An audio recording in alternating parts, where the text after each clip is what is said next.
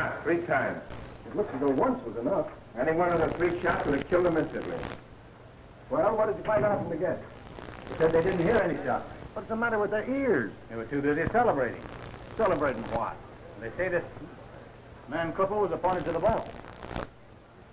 What are Balkans?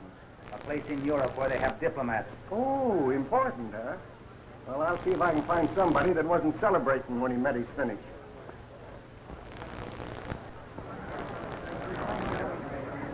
Floyd Cooper's been murdered. Yeah, I tell you. He's been murdered. Floyd Cooper murdered. Yeah, about 15 minutes ago. That's right. Sure.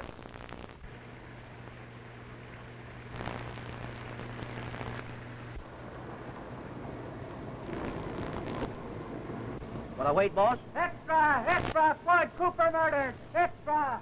I'm afraid it wouldn't pay. I'd be gone too long.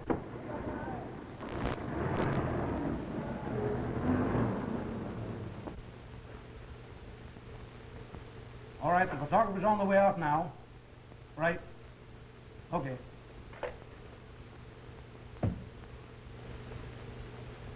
Officer, I just murdered Floyd Cooper. I'm giving myself up. This the gun? All right, what's your name?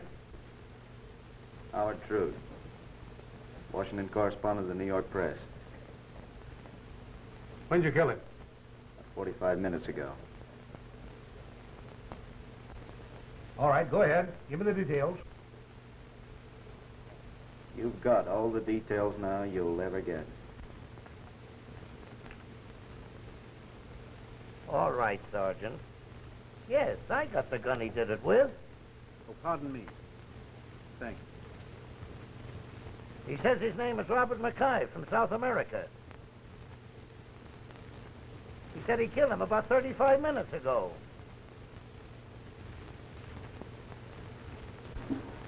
What's that, Commissioner? Another one is confessed. Robert McCaigh of London in South America. All right, Commissioner, I'm coming downtown. Well, what do you know about that, boys? What's happened? Well, the Commissioner said that there's another...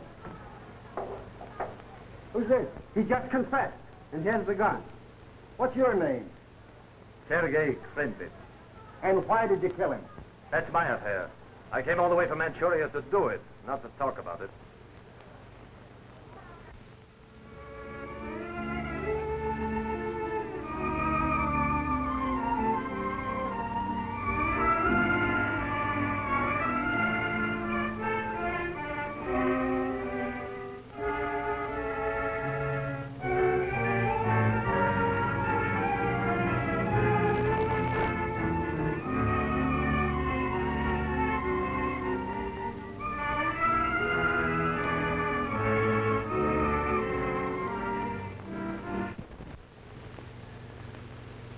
In view of the extraordinary nature of this case, it is not justice that all 3 men pay the penalty.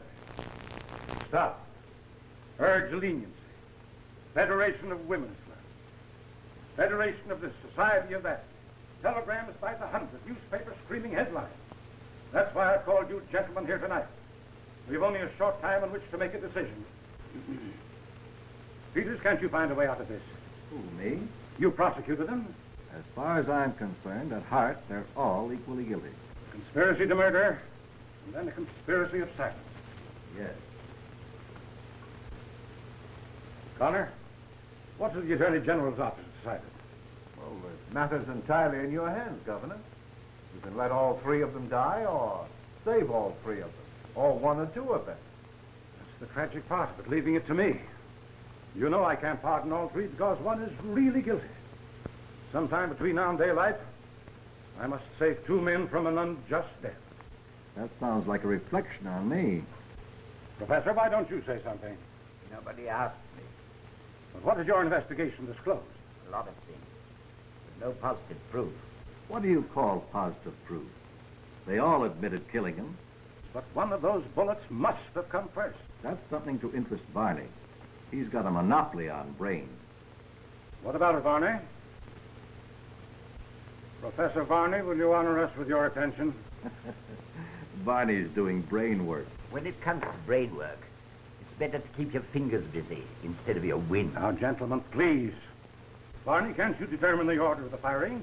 I mean, which one of those bullets was the first to strike Cooper? No. We have fitted them into the respective guns, and we know where each man shot. McCaigh into the heart, Howard Trude into the head, Krenwicz into the spine. Any one of them instantly fatal. But there's no way of telling which was first? No. The first bullet was the fatal bullet, and the moment life passed, the other two were shot into a corpse, which is just the same as shooting into a wall, as far as the law's concerned. And I don't see how the jury convicted all of them. I resent that, Barney. The jury convicted them because they admitted they were all attempting to kill Cooper. How can you attempt to kill a man who is already dead? What do you think, Connor? Well, I think McCaigh, Trude, and Krenwicz were like soldiers in a firing squad who don't know, even at the end, who actually fired the fatal shot. There's a difference here. There's one man who does know.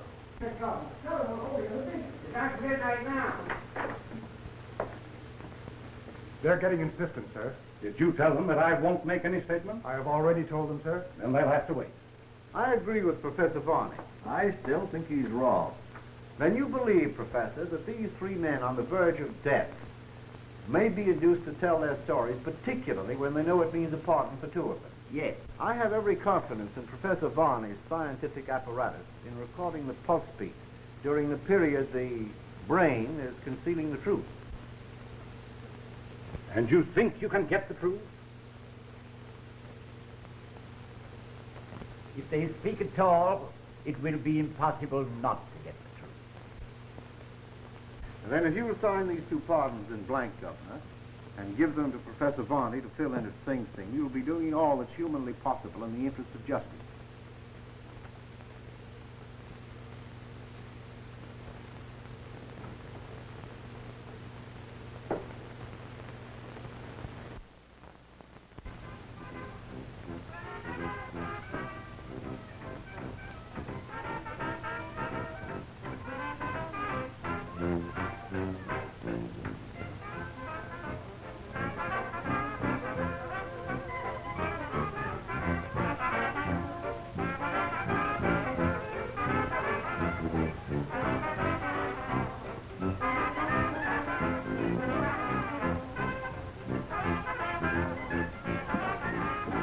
Shut that thing off.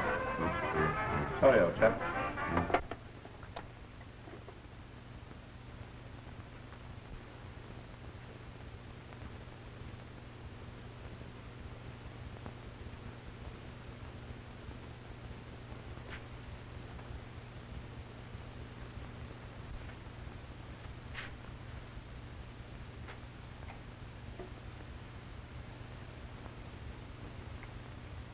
Very good scotch. What about a drink, Trude? No, thanks.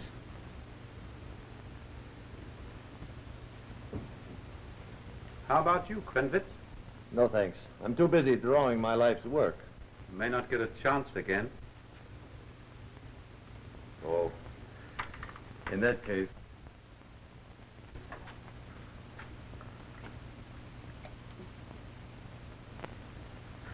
Gentlemen, I give you the state of New York that gives us everything. A chance to be together for the last night. Good liquor. No glasses to cut ourselves with. In fact, everything... Except matches. Oh, Shanahan. Give me a light, will you?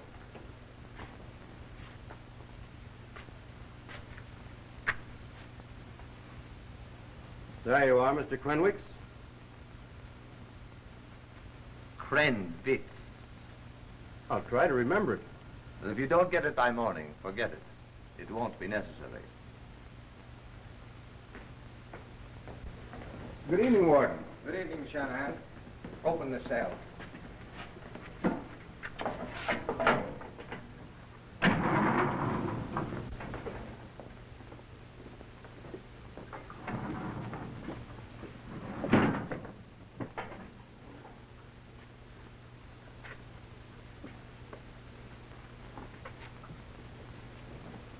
Let me go first. It's possible you may not go at all. Am I going to be reprieved? Not exactly. This is Professor Varney, representing the governor. Dictograph. So that's the reason you put three of us together tonight. Well, you didn't learn a thing. You're mistaken, McCaigh. There was no dictograph. 3 men clever enough to command affairs in all parts of the world would hardly fall for a dictograph. Professor Varney is bringing you pardons from the governor. As you see, gentlemen, there are only 2 pardons. What names are on them? The pardons are blank. You will, in a sense, decide for yourselves which 2 names I will fill in, gentlemen. Well, that's a bit thick, wanting us to welch at the last minute. Hardly sounds like an invitation to gentlemen. I feel justified for the murder of Cooper, and I'm willing to get it over with. Fill in their names.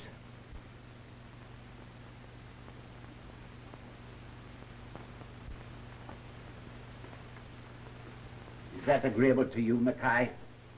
No. What about you, Krenwicz? No. Why should the 3 of you be fools enough to die for Floyd Cooper when 2 of you can go free? I killed Floyd Cooper. I know I killed him. You may have shot him, but I killed him. You were both mistaken. 1 of you killed Cooper. The other 2 shot into a corpse. Was it Trude through the head, McCaigh through the spine, or Krenwicz into the heart?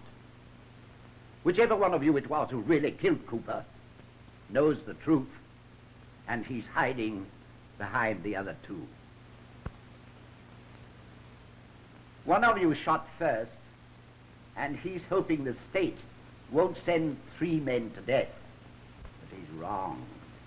Unless you tell me the circumstances of this killing, I will be unable to fill in the names on the pardons. And you will all 3 go to death. Certainly 2 of you are fools when you can go free tonight. I thought of it that way before. So, you decided not to be a fool, eh? Yes.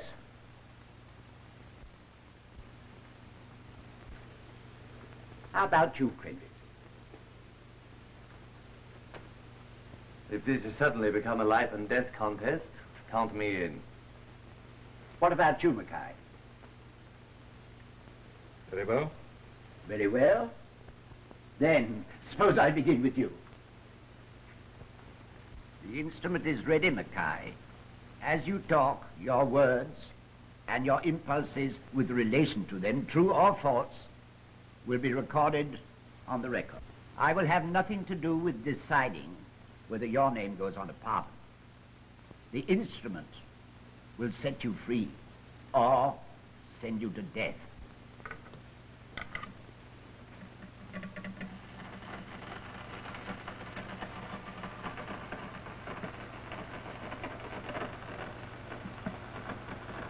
My correct name is Robert McCaigh.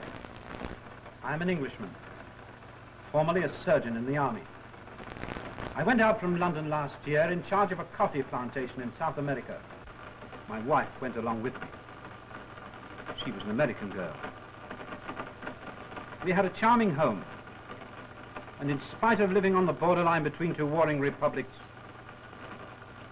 my wife was completely happy.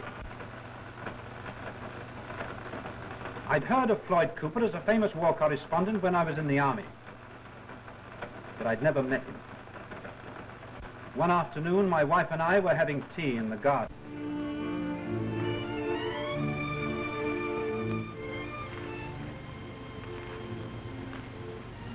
Signora? Oh, thank you. And darling, coffee. Tea for a change, Robert. Sounds disloyal, Anne, when coffee's our business. Coffee. Thank you.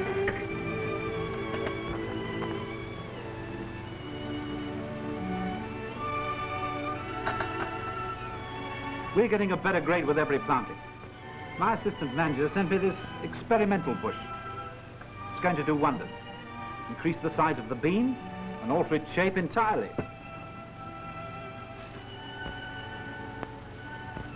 Diane, you're not listening. Oh, yes, I was. Something about a bean.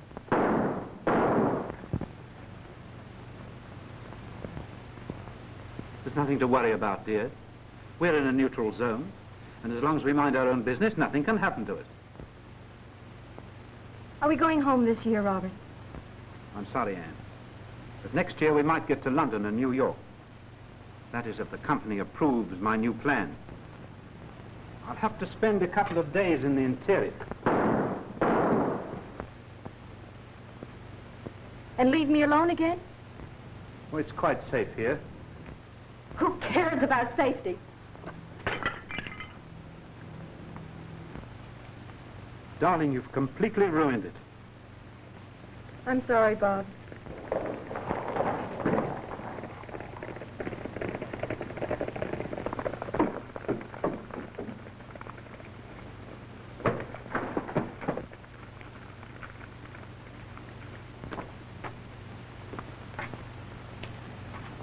I'm sorry to have dropped in like this. I'm Floyd Cooper of the New York Press. Not Floyd Hardie Cooper. Well, I'm beginning to doubt it myself, getting in the line of fire like an amateur. I say, old man, you've been hit. And my kitten some brandy, quick. Yes.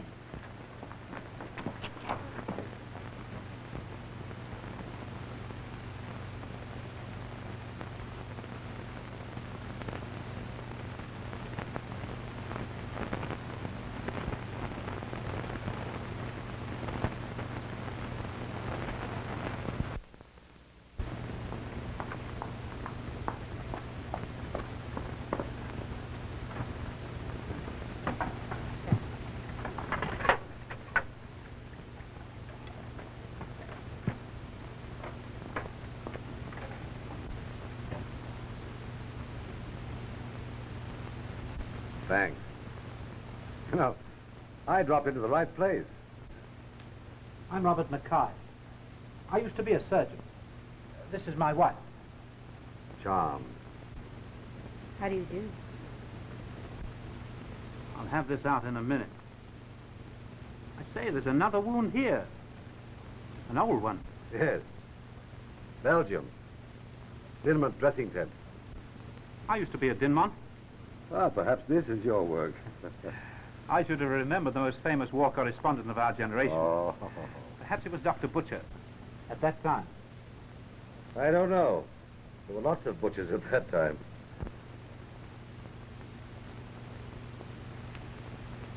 Thanks. You'll have to stay here for a few days. Yes, you must. Well, if I wouldn't be in the way. Oh, nonsense. Your visit will do us a lot of good.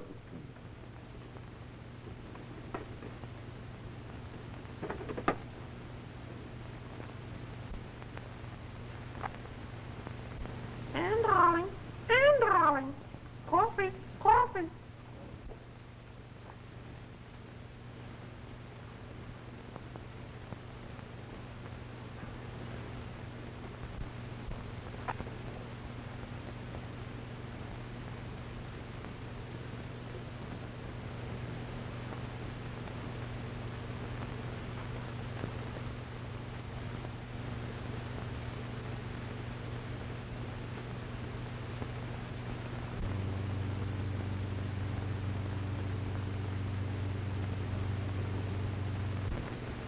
Senor? Thank you. Don't get up. Darling. Your parrot speaks for me, And darling. and he knows values. Are you comfortable? Great job. Never was patched up better in my life. Where's Mr. McCaigh? Still up the river. Looking for better coffee. That's life, dear lady. We're all looking for something. In my case, it's bigger and better wars. In mine? Well, I'm afraid my little article on plantation life bored you. On the contrary, it's splendid. It should be published. Thank you, Mr. Cooper. Not Mr. Cooper. Floyd. From a fellow craftsman. Anne. Lovely place you have here. You should be very happy. What makes you think I'm not? But why should a woman like you, young and beautiful, be happy in a steaming jungle like this till she's old and faded? Unless, of course, she's tremendously in love. Which I am. Desperately. Tremendously. Well, in that case... In that case, try to go to sleep. I'll try. But if I can't, may I call like your parrot? Anne, darling. Anne, darling.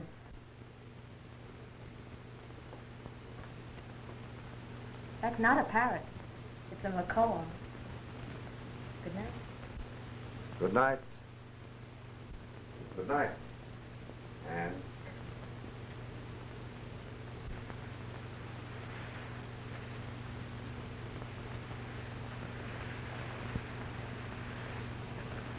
Everything all right? Don't worry. I'll get a cable through somehow. The money's hot for the deal. You start moving the stuff tonight. I'll get word through in code.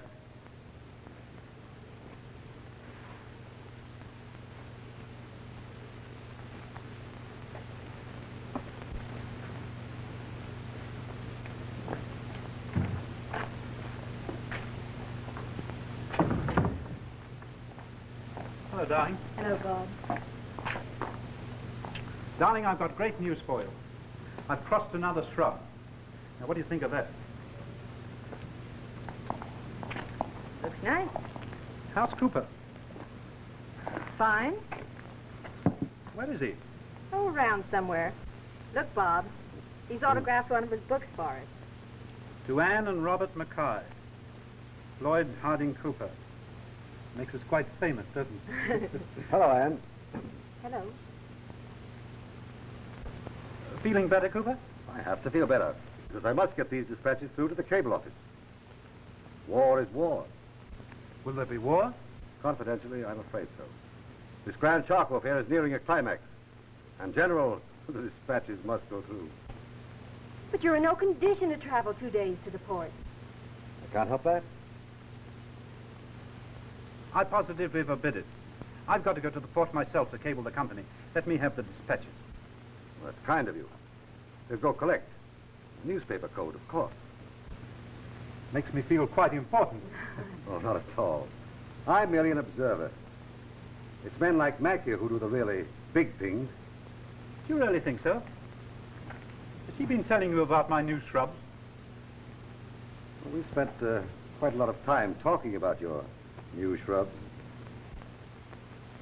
Looks great. Coffee's the greatest thing in the world.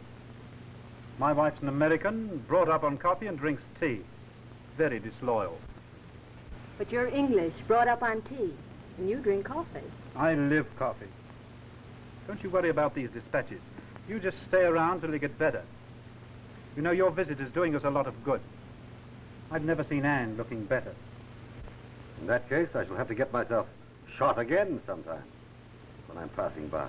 For Anne's happiness, I'd shoot you myself. A privilege and a pleasure, Mrs. McCaigh. I thought you were a confirmed woman, Haven.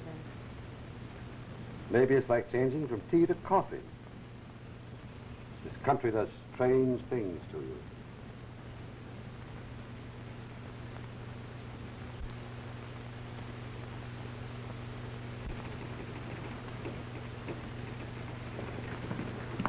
Detenga este telegrama.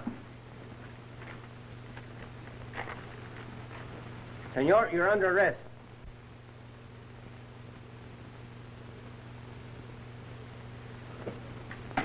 Senor McCaigh, you are very fortunate. Our investigation shows that you have no part in the plans of this Spy Cooper. He has been using your plantation as a loading ground for munitions against our country. His business is traffic in life and death for money. I didn't know, General. You are to return to England. We have just received a cable from your company dismissing your services for violation of neutrality. I regret it, Senor, but I think it is for the best.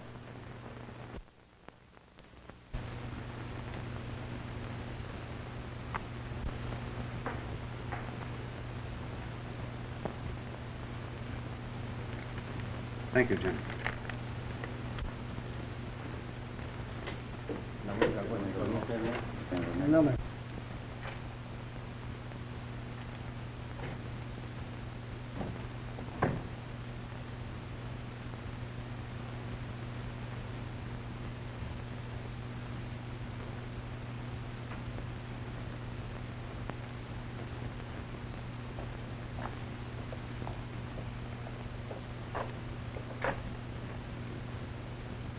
Where's Mrs. McCaigh? She gone. Where's Cooper? Both go. Both. And darling, coffee, coffee. I devoted myself to following him. At last I read he was in New York, preparing to sail for Europe with new honors in his profession. I hurried to his house. I entered through the French windows to his study. He was seated in a chair facing me. He did not move. I demanded to know what had become of my wife. Suddenly, Cooper raised his gun and pointed it at me. And I fired and killed him. Then I gave myself up.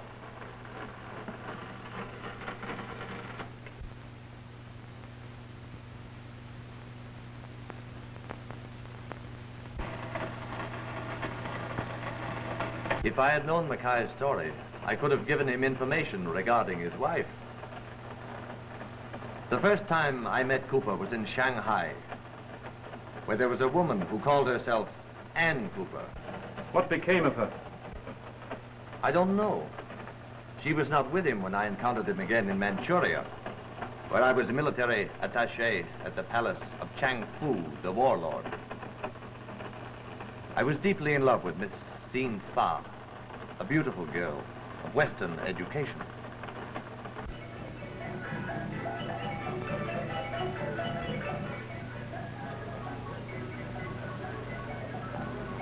Make a good appearance, Sergei. Lord Chang is favorably disposed to you. Yes, I mustn't fail in my mission. It is written, he who goes in fear walks in the dark.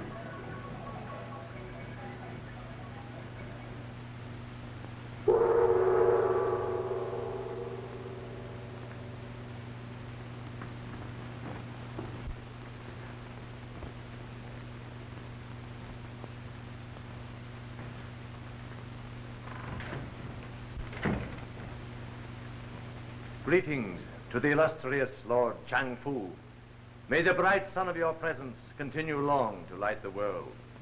I am but the moon reflecting the sun of your presence.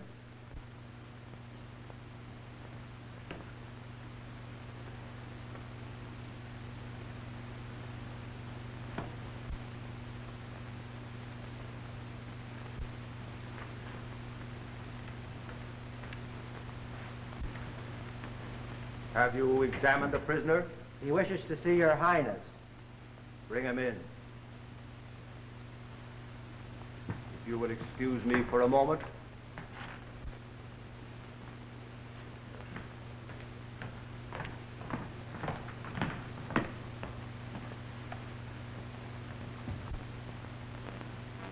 This is an injustice, Lord Chang.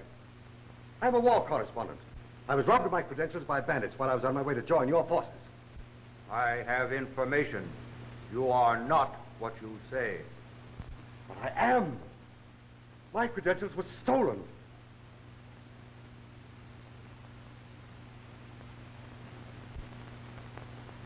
I know him. Mr. Krenwicz.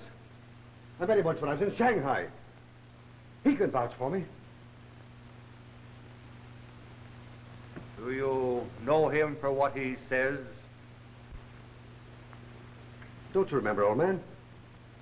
Cooper. Floyd Cooper of the New York Press. Yes, I remember you. If this is truly Mr. Cooper, I think he can identify himself through me. When I was a student in an American college, Floyd Cooper delivered a lecture. That's Baxter. I spoke about the life of a war correspondent and related some of my personal experiences. I remember. The girls at the college spoke of nothing else for days after your visit. It is as he says, Lord Chang. Let him go. Thanks for remembering. Well, Cooper, you'll need some money until your credits arrive. That's awfully decent of you. Thanks.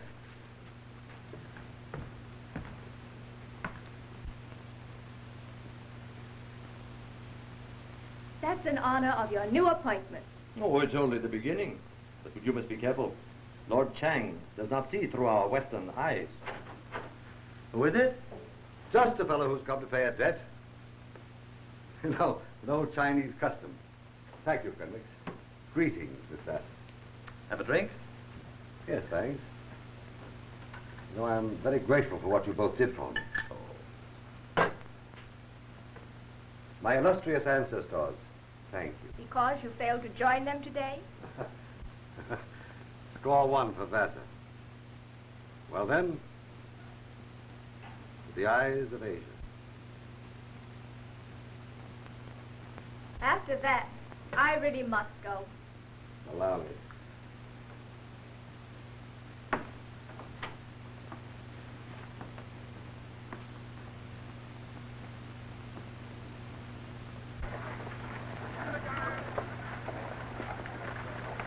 Imagine that you're back in Baxter for just 1 hour. Perhaps there were parts of my lecture that you missed.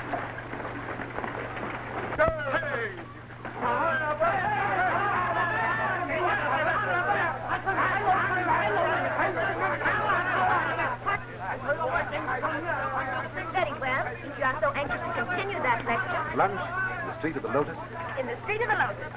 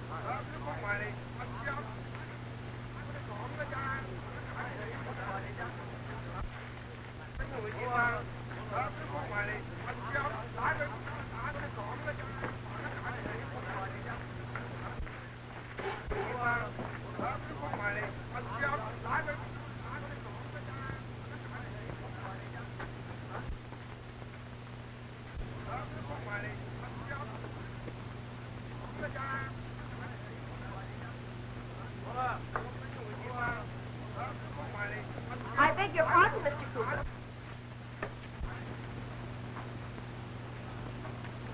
Can I be of service? You might take me to lunch. Things far. You look charming. They're old, but I love to wear them. Oh, this is the place.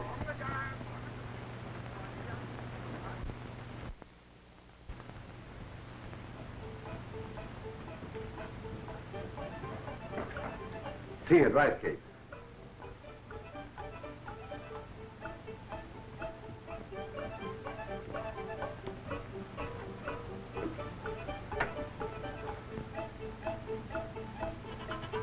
Perhaps it is I who will have to deliver the lecture.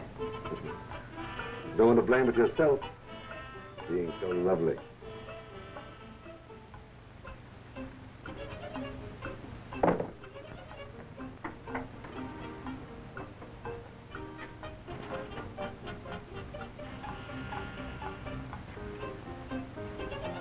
Have you been here before? No. Oh.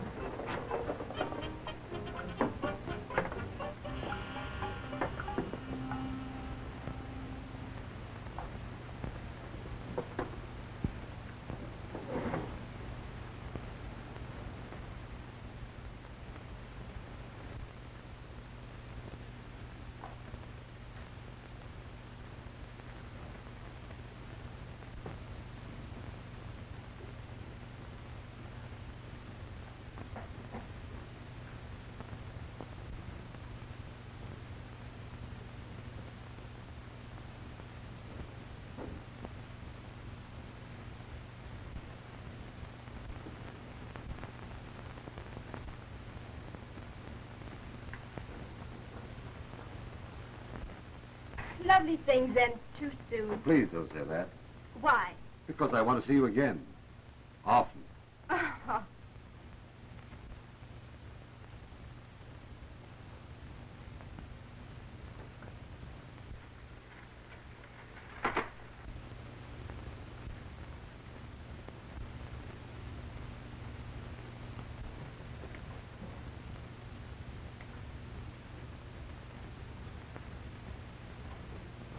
Little souvenir of our visit. A jade box. Oh, really, Mr. Cooper, it's much too expensive. Well, please take it.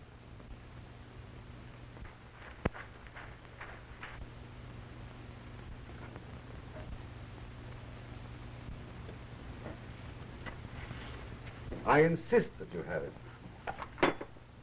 Thank you. Where shall we go? All right.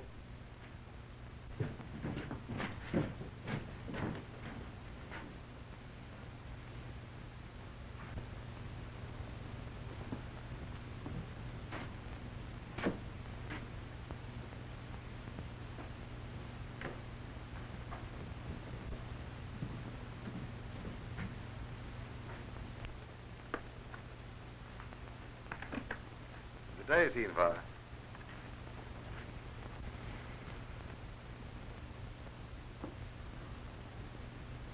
I don't like the idea of your associating with this Cooper fellow. It's nothing. Besides, I told you myself. I've heard very bad reports about him. I'm sorry.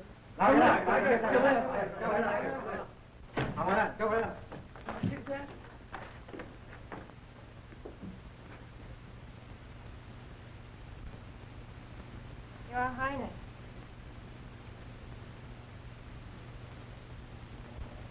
Your activities are unfortunate, Senfa.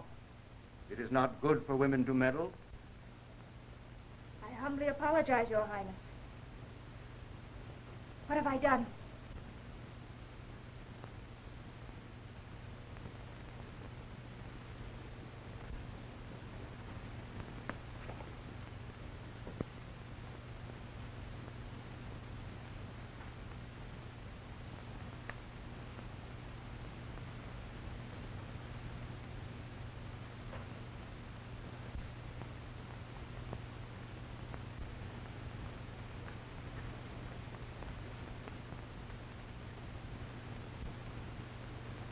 You traffic with my enemy.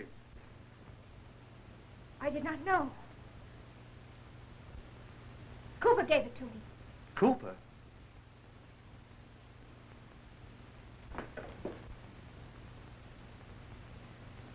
Ira?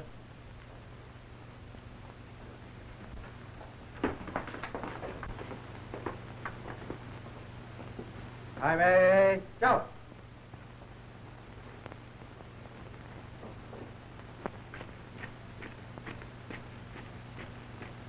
Give a tank. Fire it up. Go, turn.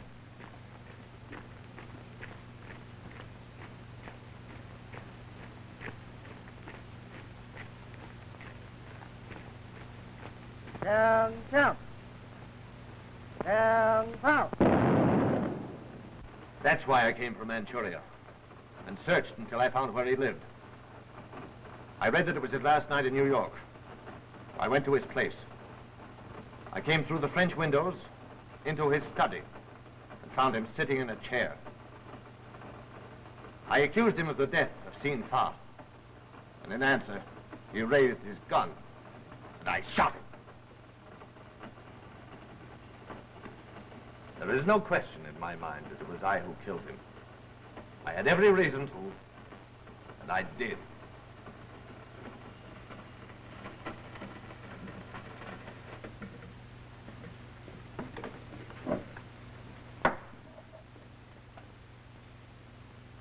I was engaged to Ellen Croft, secretary to Kirk Norden, the famous financier.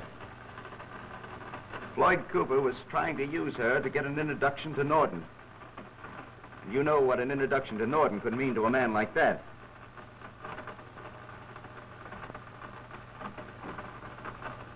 It was at the Maryland estate of Norden. Ellen and I were talking about our coming marriage. Everybody happy. Everybody except Mr. Norden, I guess. Tell him this afternoon. I promised him I'd go to Timberline. Now, see here, young woman, you'll take dictation from me. That's old-fashioned. Well, I'll take dictation from you.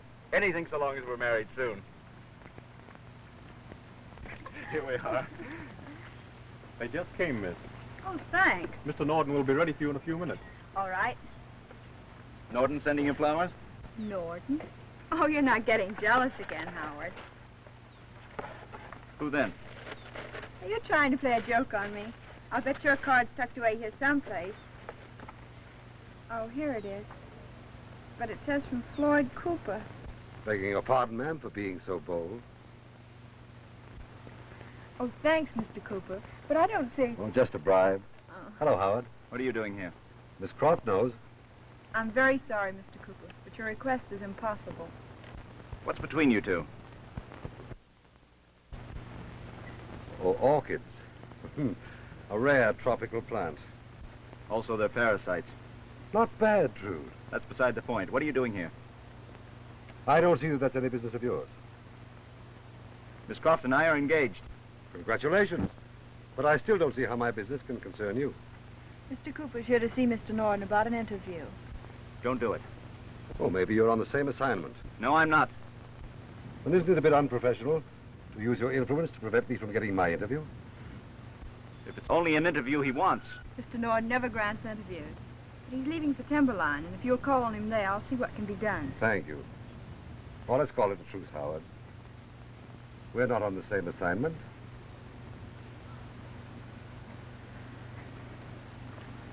I'm sorry. We'll forget the whole thing. Good afternoon.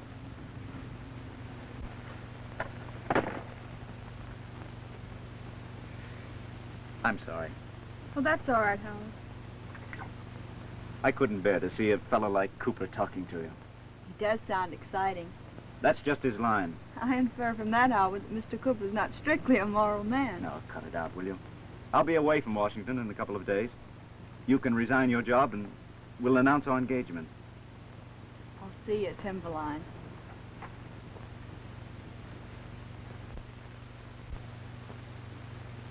Thanks. They're lovely. Some women were meant for orchids.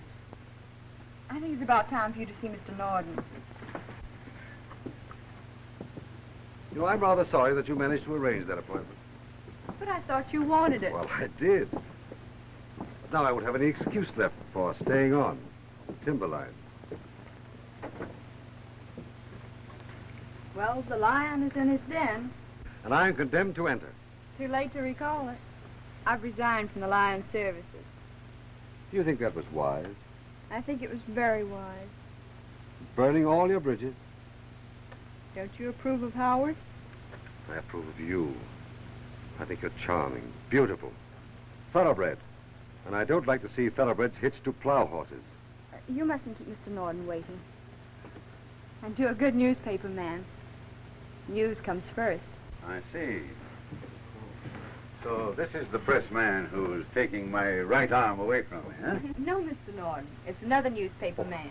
That's her fault. It's Mr. Cooper about the interview. Mr. Cooper, I don't grant interviews, but I'm breaking my rule at Miss Croft's personal request. If you'll come down to Putnam Green, I'll talk with you. Thank you, sir.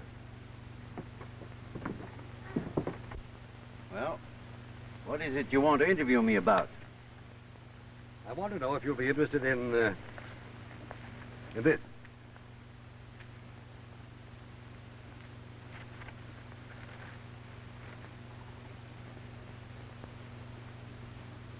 This is not an interview. It's the only way I had of bringing the matter to your attention. How did you know I was interested in these affairs? Certain information I received in Manchuria. Smart of you to bring the interview about in this way. What's it worth to you? $100,000.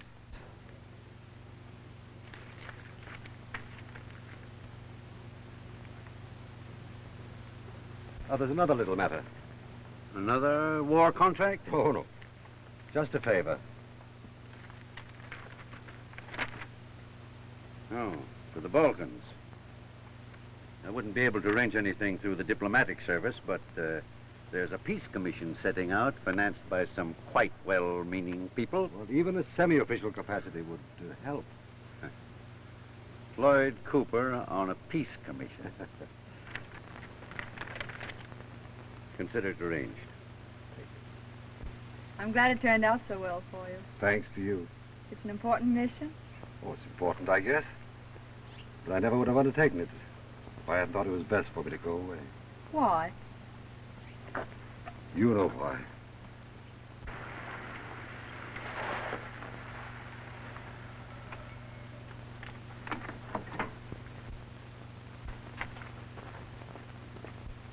Hello, Howard. Ellen, would you go inside? I want to see Cooper alone. Howard, you're making a mistake. The only mistake I made was not telling you the truth about Cooper. Might have known this would happen. Nothing has happened, Howard, except in your own imagination. He seems to be positively gifted that way. Howard! Come on, Ellen, let's get out of here. No. What? We're no longer engaged. Ellen, you don't mean that. Please go. Well, steady. Steady. That's why I asked you not to burn your bridges. I couldn't stay here. What you need, Ellen, is a new outlook on life. Travel. Forget. Travel? I was going to ask you, but I didn't think there was a chance in the world. But if ever a man needed the service of a clever woman to help him on a delicate mission, I need a secretary like you. Now, don't say no until you consider it.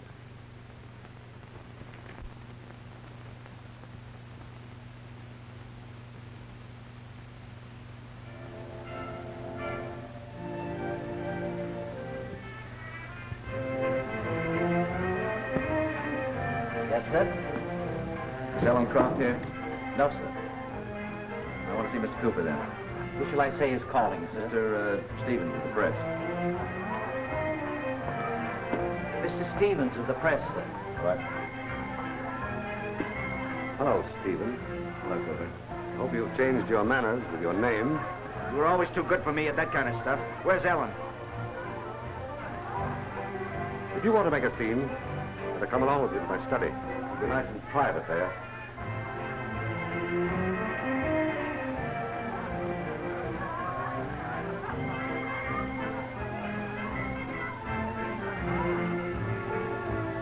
Well, what's on your mind? Are you taking Miss Croft to Europe with you tomorrow? Why not ask her? I'm asking you. Go ahead. This is a showdown, Cooper. This time you're playing for limit stakes. I always have. But I don't see that you're holding any cards. I don't care if she did break her engagement to me. You're not going to add her to the collection that you've got scattered all around the world. The lady in question is not going with me, unfortunately. Lucky for you, if it's true. And drop that insinuation of gunplay. You're talking right up my alley. I'm going out to check up what you say. If you're lying to me, I'll be back. How do you do, sir? Is Ellen Croft in? No, she moved out with all her baggage. Told us that she sent her forwarding address from her new position. Thanks. You're welcome. Back again, Mr. Stevens. Where's Cooper? The party got a bit noisy and he's retired. He's not to be disturbed. Say, why don't you make yourself go home? Come on, know you. Sure. How's Cooper getting along with his new secretary? Wow. Say, would you buy me a little drink, please? Right from that little glass. Good boy.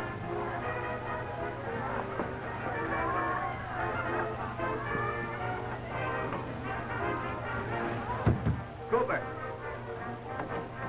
Cooper, open the door!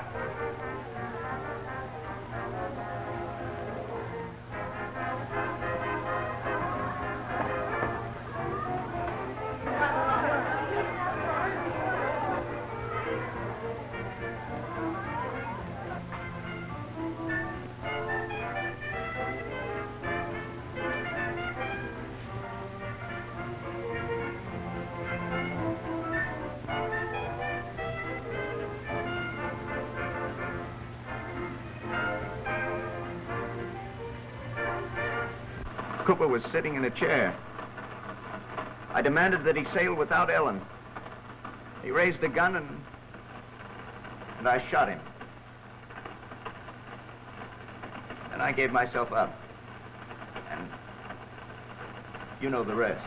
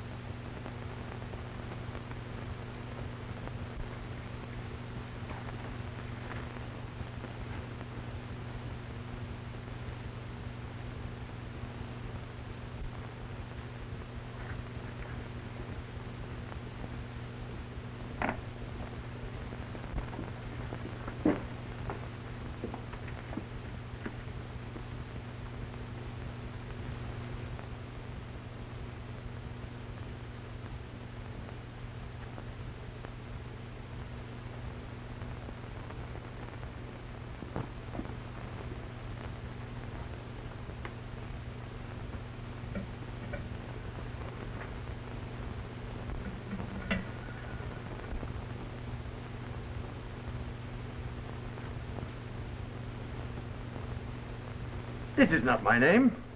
You made a mistake. You made the mistake when you grabbed it. It belongs to Trude. You lied, Krenwicz.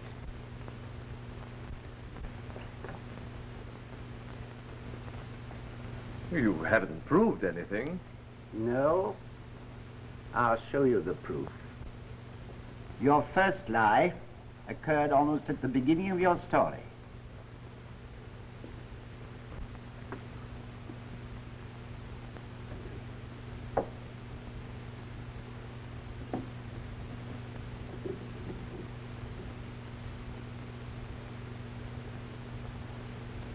The first time I met Cooper was in Shanghai, where there was a woman who called herself Anne Cooper.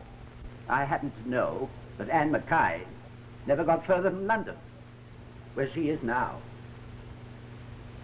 You thought it'd be a good idea to hitch your story onto McCaigh. So you began to parallel the circumstances. And here on this cylinder, you will notice more lie variations, which correspond to this point on the record. I was deeply in love with Miss Dean Farr, a beautiful girl of Western education. Purely an invention, this Chinese girl. She never existed. You wanted a girl in your story of another country whose fate at Cooper's hands would excite sympathy. Lies. Lies. Your whole story is a lie. Krenwicz, I've had a theory about this case all during your trial. But unfortunately, as I told the governor, I had no positive proof. Tonight, your own lies have convicted you. You were never a military attaché in Chang's court. You and Cooper represented munition companies and were in a deal together. Cooper stole the contract, came to New York. You followed him. And because he wouldn't give you your share, you murdered him.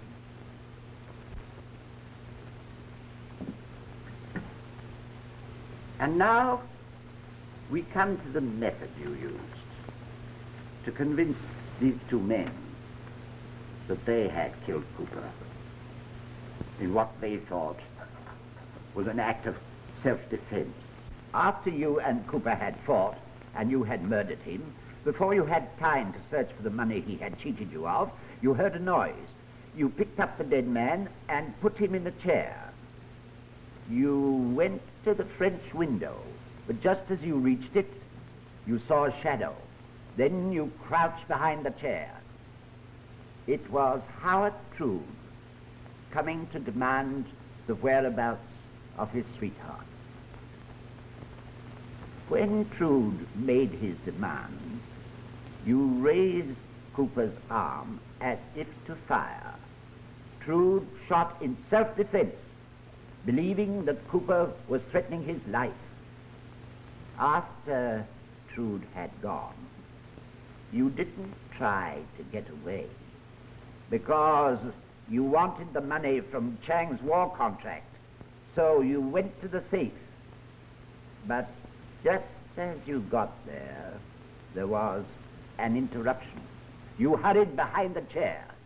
This time, the intruder was McCaigh. When he demanded the whereabouts of his wife, you repeated your first successful trick that would draw McCaig's fire. But even after McCaigh had gone and the house was aroused, you still stayed because you wanted Cooper's money. When the police apprehended you, and you knew that 2 men had already confessed, you added your confession to theirs in the hope that in the resulting confusion you might escape the penalty of the murder of Floyd Cooper.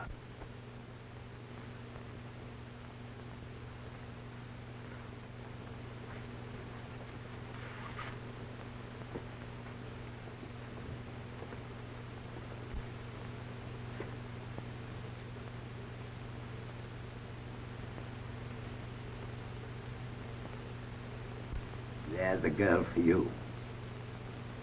And one for you.